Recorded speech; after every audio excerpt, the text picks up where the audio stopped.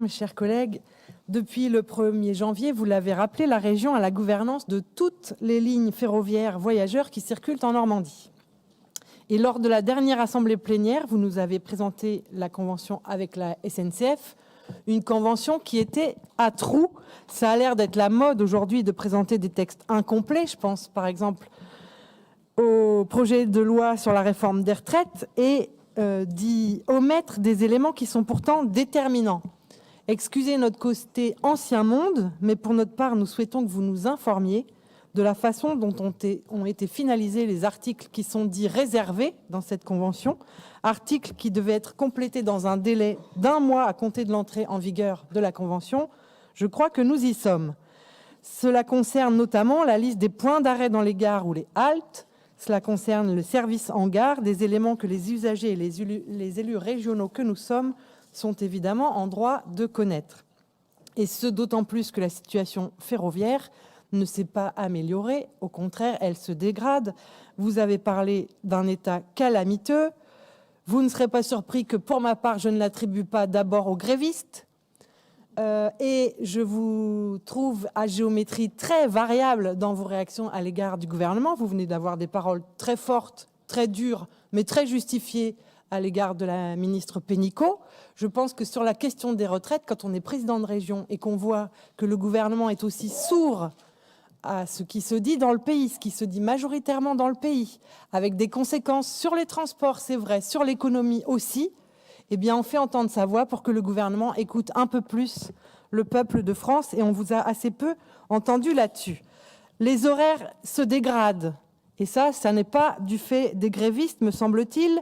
Nous vous avons même régulièrement interpellé sur ces horaires. Et malgré quelques bougées obtenues, il reste pour beaucoup d'entre eux inadaptés aux horaires de travail des usagers du quotidien, avec des correspondances qui sont mal, voire pas assurées dans un certain nombre de cas. Et nous considérons qu'il faut revoir cela d'urgence, avec des suppressions d'arrêts en gare, notamment d'Yvetot et de Bréauté-Beuzeville, qui témoignent du mépris à l'égard de ces territoires et qui conduisent inévitablement à ce que les trains qui s'y arrêtent soient souvent bondés, alors que ceux qui ne s'y arrêtent plus soient vides. On sait que pour ne serait-ce qu'assurer l'équilibre financier du transport ferroviaire, on a besoin de remplir les trains et que multiplier les arrêts peut évidemment y contribuer, avec aussi des trains fantômes qui sont annoncés sur le site de la SNCF, mais qui n'existent pas dans la réalité, des trains supprimés, du matériel hors service, une composition des trains complètement sous-dimensionnée, en particulier aux heures de pointe, et des taux de ponctualité qui n'ont jamais été aussi mauvais dans la région.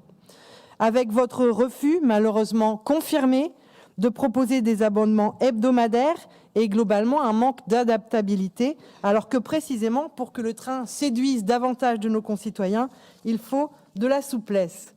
Et même le direct Paris-Dieppe, qui était une des rares bonnes nouvelles de votre plan ferroviaire, connaît des difficultés puisque certains matériels qui sont mis en place sont inadaptés pour circuler sur la portion Rouen-Dieppe. Ce qui devait être le point d'orgue de votre mandature est en train de tourner au fiasco, et je crois qu'un certain nombre d'usagers qui sont allés découvrir ce week-end les nouveaux Omnéo l'ont dit avec force.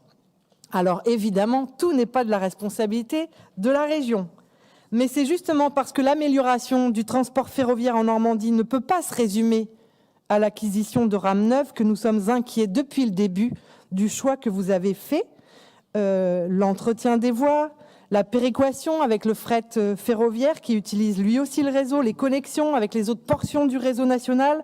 Il y a tant d'éléments qui plaident contre la décision que vous avez prise avec entêtement. Je ne vais pas les redévelopper ici, mais il suffit par exemple d'un affaissement de Remblai à proximité de Mantes-la-Jolie pour que les Paris-Caen et Paris-Cherbourg prennent entre une demi-heure et 1 heure de retard et que ça mette une belle pagaille sur tout le réseau.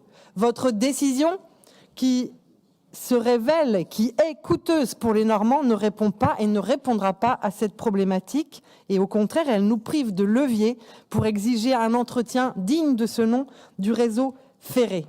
L'autre sujet que je souhaite aborder, c'est celui de la formation. Chacun sait que nous avons des retards à combler en Normandie dans ce domaine, et vous venez à juste titre de rappeler quelques chiffres qui le démontrent parfaitement.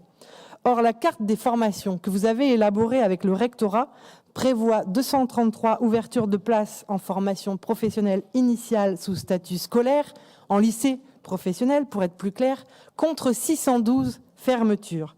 Alors les fermetures concernent essentiellement le bac pro gestion administration, une formation qui avait été pointée dès sa naissance comme ayant des faiblesses et une inadéquation avec les besoins, des remarques qui malheureusement n'avaient pas été entendues à l'époque.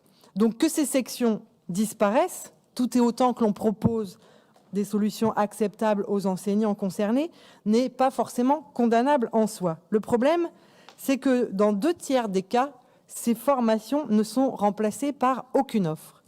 En 2 ans, 10 lycées sur 22 dans notre région qui dispensaient cette formation voient leur capacité de formation se rabougrir. Ce sont autant de territoires qui y perdent, sans d'ailleurs aucune justification d'ordre démographique.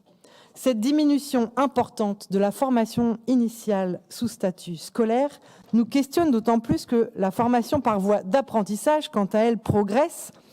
Vous venez de le rappeler et vous venez de confirmer comment État et région se renvoient la balle pour savoir qui est à l'origine de cette évolution. Pour notre part, nous considérons que l'apprentissage a évidemment toute sa place dans la formation professionnelle initiale. Et nous avions d'ailleurs exprimé des craintes communes au moment de la réforme de l'apprentissage face à la volonté gouvernementale de laisser ce pan important de la formation aux seules mains ou presque des branches professionnelles qui n'ont évidemment ni les mêmes intérêts ni la même vocation que la puissance publique, que ce soit en termes de diversité de formation ou d'aménagement du territoire, pour rendre ces formations accessibles au plus grand nombre. Vous venez de le rappeler également. Je cite une tribune que vous avez co-signée avec la quasi-totalité, je crois, des autres présidentes de région, avec la rémunération des centres de formation d'apprentis au contrat. Les moyens de financement issus des cotisations des entreprises sont répartis à présent uniquement en fonction de logiques quantitatives. Les formations post-bac plus rémunératrices seront favorisées au détriment du CAP, alors même que l'enjeu porte en priorité sur les premiers niveaux de qualification. Je pourrais moi-même signer cette tribune. Et bien précisément dans ce contexte que vous venez, y compris de rappeler sur les modifications qui interviennent en matière d'apprentissage, le rabougrissement de l'offre de formation en lycée professionnel que vous nous proposez nous semble de très mauvais augure. Cela se conjugue avec la réforme de l'enseignement professionnel lui-même qui fait craindre pour sa qualité, alors que celui-ci est pourtant unanimement, ou celle-ci plus exactement, est unanimement reconnue. Avec aussi des diminutions de moyens, notamment de dotation horaire globale et de postes dans l'enseignement secondaire. Nous avons à l'ordre du jour de cette assemblée plénière des dispositifs qui permettent de soutenir des publics, notamment jeunes, en difficulté. Eh bien, peut-être qu'il vaudrait mieux prévenir que guérir et ne pas laisser la formation initiale se déliter ainsi. Je vous remercie.